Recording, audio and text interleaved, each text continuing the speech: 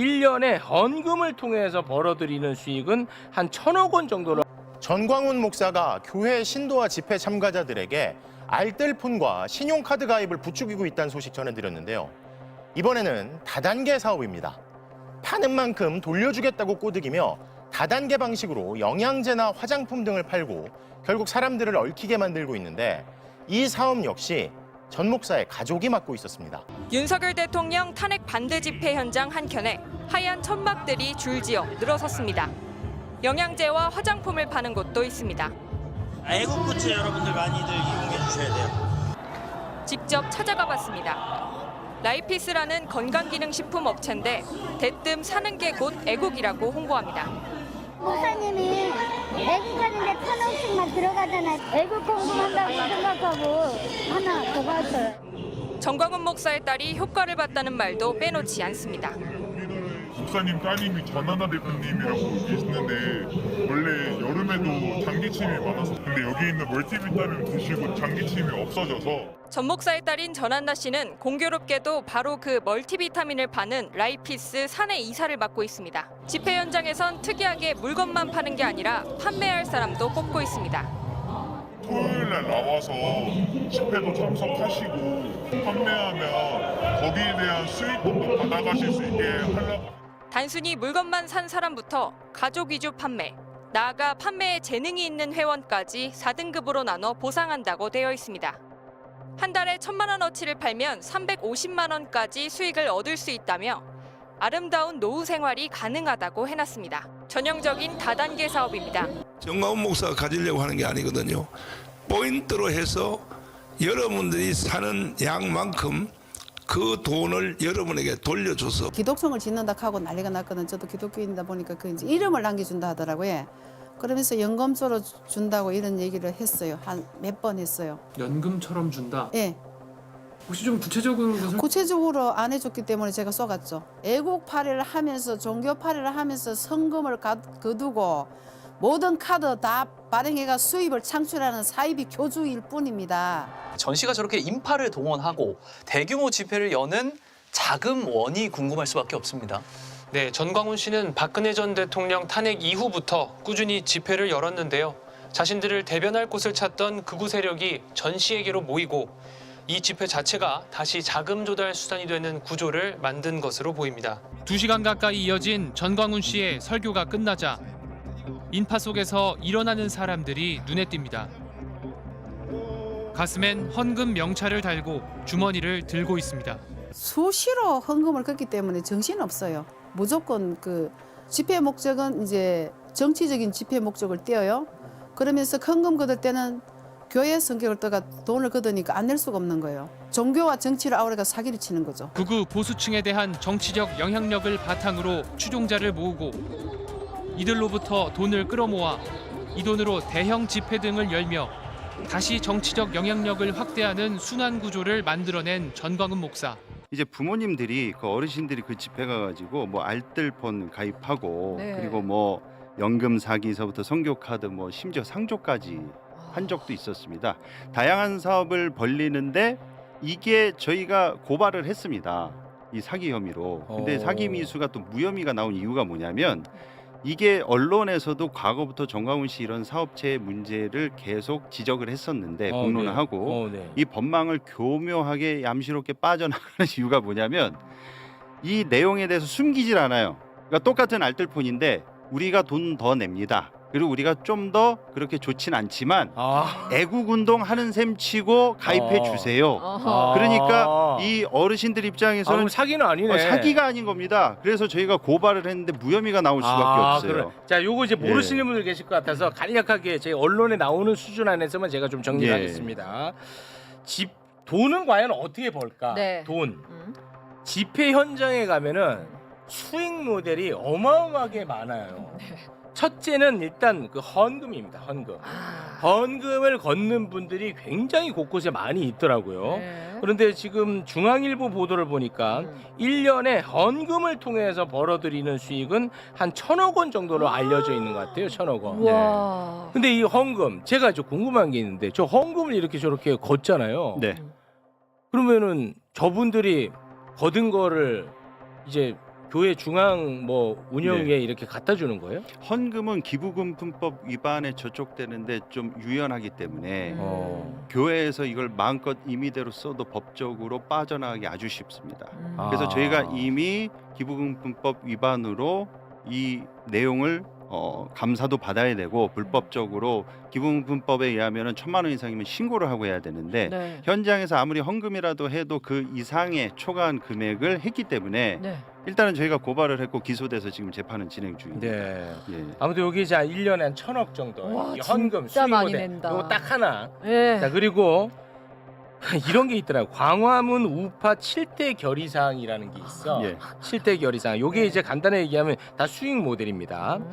커뮤니티 앱 네. 자유마을이라는 게 있나 봐요.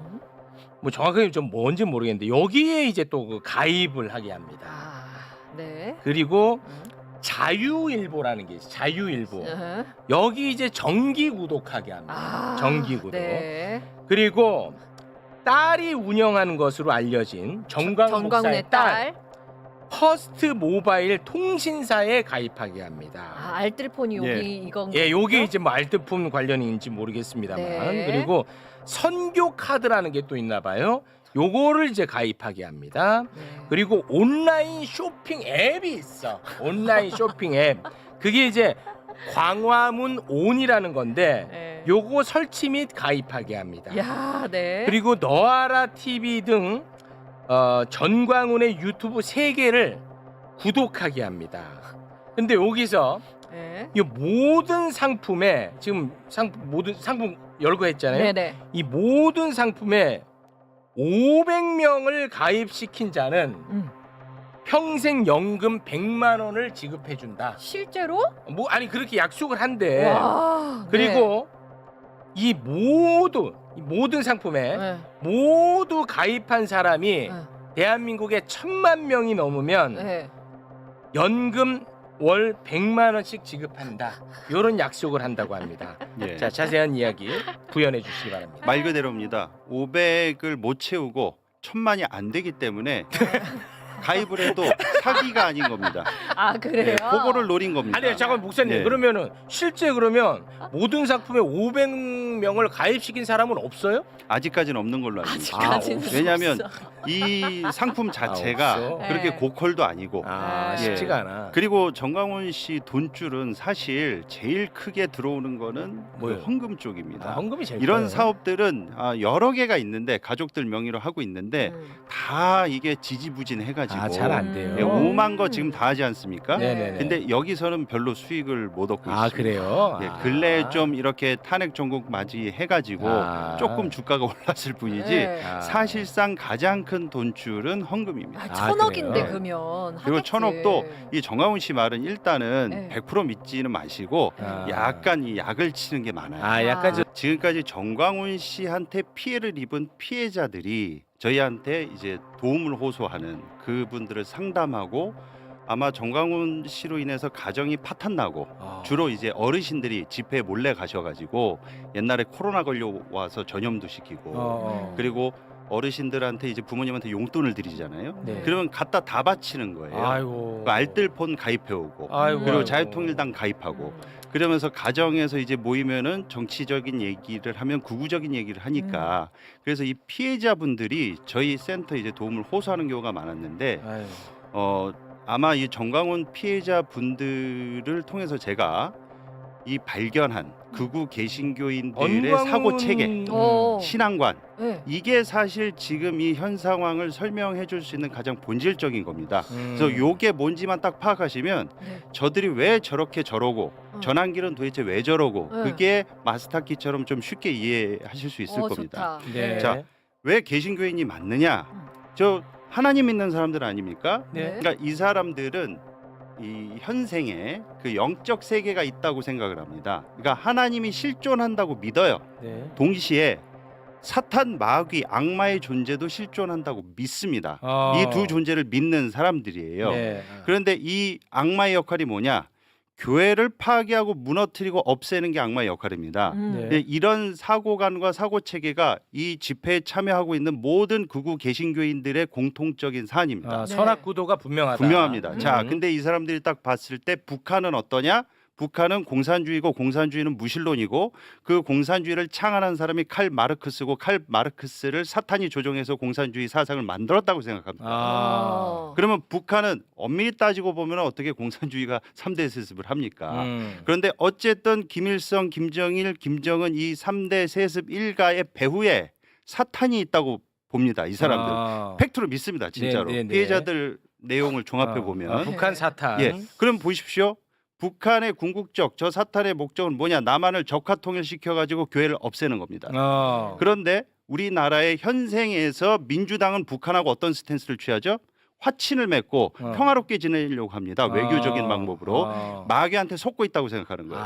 그 마귀의 농간에 놀아나고 있다고 생각합니다. 그리고 북한에 대해서 적대적인 발언을 하거나 대립 관계와 긴장 관계를 완화시키는 윤석열이나 국민의힘 쪽은 이 사람들의 윤리 수준이 막 윤석열 대통령이 손에 왕자 그리고 나오고 그리고 뭐 구두발로 기차에 막 얹고 무속 주술 논란이 아무리 있어도 좀 부족하고 윤리의식 없고 도덕성이 좀 떨어져도 하나님이 그 불완전한 도구를 쓰시는 하나님의 도구로서 이 남한 한국 교회를 지켜주는 하나님의 도구다. 이게 그 밑 기저에 쫙 걸려 있고 북한만 욕하면 되네. 예, 그렇기 때문에 민주당은 절대로 지지하지 않고 이재명 대표는 북한하고 화친을 맺으려는 자 DJ 때부터 햇볕 정책 해왔잖아요. 네. 그러니까 민주당은 무조건 사탄의 앞잡이들인 겁니다. 이 사람들의 그렇지, 사고 그렇지. 체계에서는. 네네네. 여기서 또 키워드 하나가 더 있는데 이 양대 산맥입니다. 반공하고 동성애입니다. 동성애는 자 민주당하고 물론 정의당도 어느 정도 역할은 했지만 차별금지법을 발의해서 통과시키려고 했던 집단입니다. 민주당은. 네. 근데 차별금지법의 핵심이 뭐냐? 이 사람들은 성소수자 인권 보호에 꽂혀 있어요. 네. 그러니까 동성애를 이 단순히 반대하는 걸 떠나서 차별금지법의 궁극적 그 끝은 동성 결혼을 제도를 합법화시키는 거기 때문에 절대적으로 막아야 된다. 근데 왜 막아야 되느냐? 성경에 하나님이 동성애 죄라고 했습니다. 그런데 이 죄라고 한 것을 죄가 아니다라고 인권적으로 보호해야 되는 이 인본주의 시각 자체가 마귀로부터 비롯됐다고 생각을 해요. 그렇기 때문에 민주당, 민주당은 이 사람들 입장에서는 절대로 집권해서는 안 될 사탄 악마가 배후에 있는 세력인 것입니다. 어떤 사람이 나와도 그 사람이 좀 흠이 있고 흠결이 있어도 어떤 논리로 이거를 커버하냐면 야 성경에 고레스 왕이라고 나와요. 구약 성경에 바사제국. 근데 그 사람이 이방 그 왕인데 이스라엘 그 유대인들을 해방시켜주고 본토에 돌아가서 이렇게 니네들도 이제 니네들끼리 자율적으로 종교 지키고 살아라. 그래서 그 사람을 이제 지금 유대인들은 메시아급으로 보거든요. 그리고 다윗 왕도 간음하고 사람을 살인하는 죄를 저질렀어도 하나님이 마음 아픈 자라는 평가가 있었다는 거예요. 그러니까 윤석열이든 그 어떤 사람이 나와도 아무리 미친 짓을 해도 이 영적 세계 관점에서는 저 사람이 아무리 악인이라 할지라도 흠결이 아니야. 하나님이 들어서 교회를 지키기 위한 도구로 쓰신다. 이게 가장 핵심입니다. 그러면 그 사람들이 집회 때 말하는 워딩을 보시면은 이 두 키로 해석하시면 다 왜 저러는지가 다 한 방에 풀립니다. 네, 근데 왜 갈라졌느냐? 일단은 첫 번째, 정강훈 씨는 절대로 자기와 다른 어떤 단체를 만들고 기관을 만드는 것을 용납하지 않습니다. 용납 안 합니다. 그런데 정강훈 씨가 욕을 막 하나님 까불면 죽는다고 하고 그리고 막 입에 담을 수도 없는 정말 이 천박한 표현들을 하지 않습니까? 근데 그 표현들을 함에도 이 반공과 반동성애를 동조하고 있는 우리나라 보수 대형교회들은 선택지가 없었어요. 정강훈이 독점을 하고 있었기 때문에. 약간 정강훈 좀 아닌데 정강훈은 근데 뭐 내가 선택할 곳은 없어. 맞습니다. 이런 상황에서 선택지가 없고 옵션이 없었습니다. 대체제가 나온 거예요. 그 대체제가 바로 소년보입니다. 이분은 좀 말씀이 좀 부드러워요?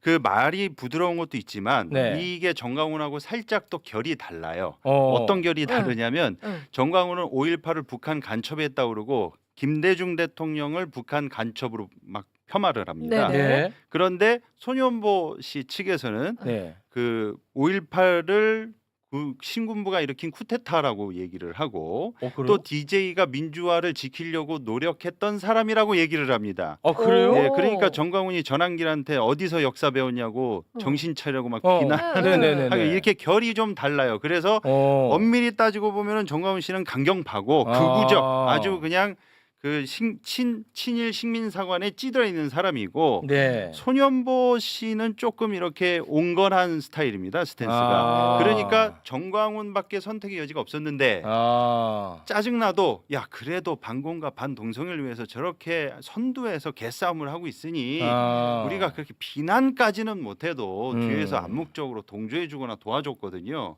그런데 대안이 없었는데 손현보 목사 딱 나타난 거예요. 또 전한길 씨는 왜 정광훈 쪽으로 안 가고 손현길 씨한테 가느냐.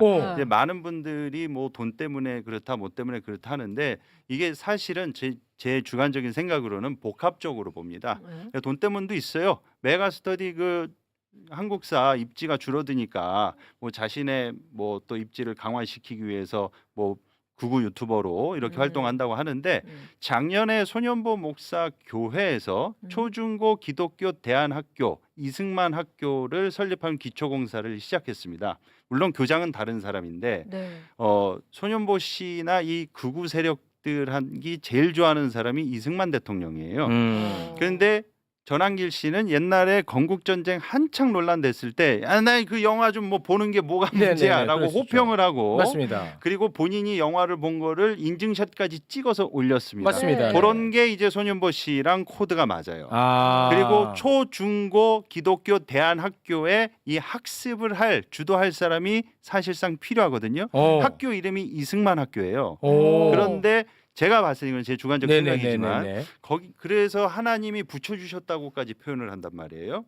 그 손현보 목사가 전한길 씨에 대해서 그래서 전한길 씨랑 손현보 씨랑 이 니즈가 서로 맞아떨어진 거 아니겠느냐. 예, 물론 돈도 있지만 전한길 씨도 이 기독교 방송이나 외부에 나와서 간증하는 내용들을 보면 제가 방금 말씀드린 대로 반동성애 완전히 극우적 신앙관을 갖고 있는 사람입니다. 그러니까 코드가 착착 다 들이맞아요.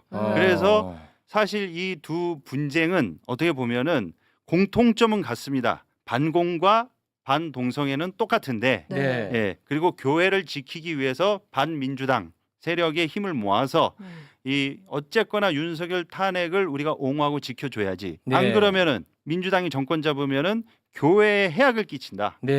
이런 것은 동일하나 그 미세한 차이와 정광훈 씨의 독점적 때문에 지금 저렇게 갈라져 있다. 알트폰 같은 것도 판매하고 책도 판매하고 된장을 또 판매하고 부스 같은 게 설치되어 있던데 이게 일종의 비즈니스 하이 돼 있다. 그럼요. 이렇게 표현하더라고요. 이 사실은 끊임없이 목사들은 이 기독교인이 뭐 1000만이 안 되는데 뭐 1000만 넘고 1200만 넘고 뭐 엊그저께는 정광훈이 1700만이라고 하더라고요. 도대체 어디서 잠깐만요. 다 기독교인 그럼 우리가 5천 중에 1700만 명이 기독교인입니까? 전혀 그는 근거도 없는 것이고 그리고 만 800만 뭐 이 정도로 집계된다고 하는데 여기에는 뭐 신천지까지 포함해서 다 들어가는 것이고 그 기독교은행 기독교인들이 예를 들어 1000만이라고 치면은 1000만이 한 은행에 가입해서 거기다 돈을 맡기고 그렇게 해서 이자 수입이 생기면 이걸 갖고 뭐 개척교회 목사를 도와준다 뭐 이런 식으로 하면 기독교인들이 공감이 되지 않을까 그렇게 해서 사업을 펼쳤다가 뭐 결국에는 사기로 드러났죠. 집회 비용이 한번 할 때마다 10억씩 든다고 하는데 이 돈은 어디서 나는 겁니까? 그 헌금으로 헌금으로 해요. 헌금으로. 그러면 누가 그 전광훈한테 헌금을 하겠는가? 아닙니다, 여러분. 예전에 저희가 이제 2020년에 코로나 한창일 때 8.15 집회 때 그 코로나 대환장 파티가 있었잖아요. 그때 이제 전광훈이 이 방역을 회방할 목적으로 해서 집회를 열었는데 그러면서 이제 추종자들한테 그 카드 쓰지 말고 현금 써라. 현금 써라. 휴대전화를 꺼라. 뭐 이렇게 써라. 지시했던 걸로 파악이 되고 있는데 말이죠. 야, 그 당시에 보니까 저희가 현장 가서 봤는데 헌금 내라고 하니까 어떤 분이 그 캐시박스 들어가서 다발의 그 현금을 5만 원짜리를 가져와가지고 그냥 헌금통에 넣어버리더라고요. 이거 보면서 야 이게 장난이 아니구나. 이 실상이구나. 그 일당 준다고 5만 원 준다고 이거는 맞는 말입니까? 아니 집회 뭐 오는 여러 분들한테? 그 증거가 나오잖아요. 오면은 뭐 5만 원을 주겠다. 뭐 이제 뷔페 5만 원짜리 뷔페를 식사로 모시겠다. 뷔페 예. 뭐 그러면서 사람들 데려와라. 예. 그렇게 얘기했단 말이죠. 네요. 그 사실 홍준표도 예. 그렇게 해서 홍준표 대구시장도 전광훈을 비난했지만은 전광훈이 2019년에 그 광장에서 펼쳤던 그 어마어마한 인원을 동원한 집회 때는 본인도 무대에 올라와 가지고 마이크를 잡았어요. 올해 유명 대형 교회들이 소년부하고 붙었어요. 그러면 그러니까 전광훈하고 같이 하기는 그렇고 전광훈보다는 조금 더 덜 구구적이다. 아니 그거보다는 예. 전광훈은 워낙에 그 세니까. 사회적으로 악명이 높아졌잖아요. 예. 그 대신에 자기들도 이제 극우 마인드를 갖고 있거든. 근데 전광훈하고 같이 하기에는 깨름직하단 말이에요. 네. 그래가지고 이제 소년보를 사실상 앞세웠다는 얘기도 있어요. 그럼 어느 쪽이 세력이 더 큰가요? 여의도파, 그러니까 이제 광화문파? 전광훈은 말 그대로 자기 세력이라고 보면 될 것 같고요. 이 소년보 쪽은 대형 교회를 배경으로 하고 있다. 대형 교회를 대형배. 그 요번에 이제 광주 탄핵 반대 집회를 세계로 여기서 좀 주도한 것 같거든요. 예. 전한길 씨도 나오고. 네. 그만큼 다른 집회도 막 이 소년보 여의도파가 많이 좀 하고 있다고 봐야 되겠네요. 네, 그럼요. 예. 지금 뭐 전환기를 앞세워 가지고 지금 장사 잘하고 있죠. 장사를 잘하고 있는 그래서 겁니까? 사실은 예. 그 이 부분을 보시는 분들 중에 안타깝거나 분노하시는 분들이 있을 거예요. 네. 그 중에 최고봉은 전광훈입니다. 전광훈하고 사이는 안 좋은 겁니까? 대단히 안 좋죠.